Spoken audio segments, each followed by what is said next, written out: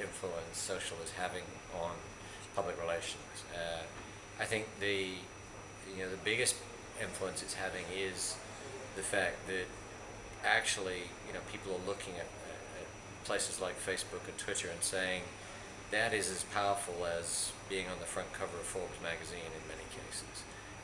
For some organizations, having the right tweet at the right moment, it drives consumer behavior, level that they have not experienced. It's incredibly potent in terms of how targeted it is. It's incredibly potent in terms of its timing. This is a first, truly real-time form of media, for a lot of companies where they themselves are the publisher. I think, the other aspect to this is, again, going back on the old-fashioned public relations model.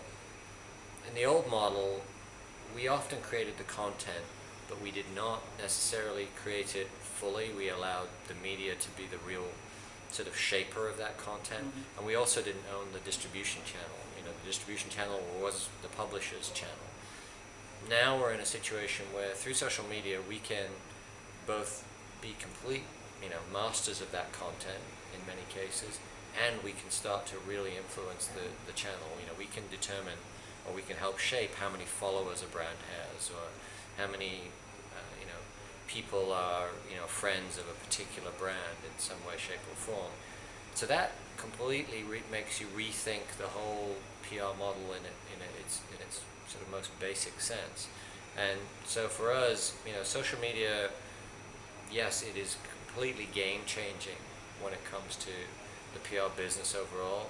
But it is, again, it's not the be all and end all. Social is, it's going to be a very big proportion of what we do, but there are all of these other digital services that we are very much going to have to add on top.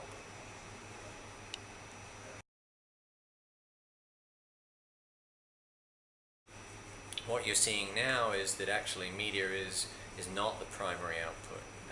For some customers it still is, but for a large number of them, what they're doing is saying, what we would like you to do is help us manage our reputation online.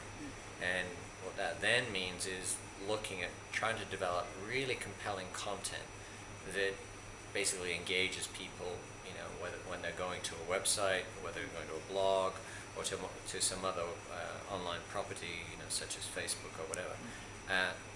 That then trips you into a whole bunch of other additional services, to do with optimizing that content, to do with doing data analysis on,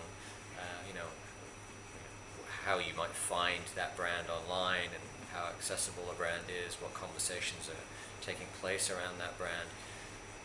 All of which then tells you that, during that long spiel, I've never mentioned getting a piece of press coverage. And, that's the changing nature, if you like, of PR. But in some respects, it's really taking PR back to its roots. PR did not start as media relations. It just so happened that media became a very efficient conduit, if you like, for public relations. And so, PR tended to equal press relations, whereas now, it's going back to a more fundamental, okay, let's have a relationship directly with the public and provide them with the content that hopefully help shape their opinion of a product or a brand.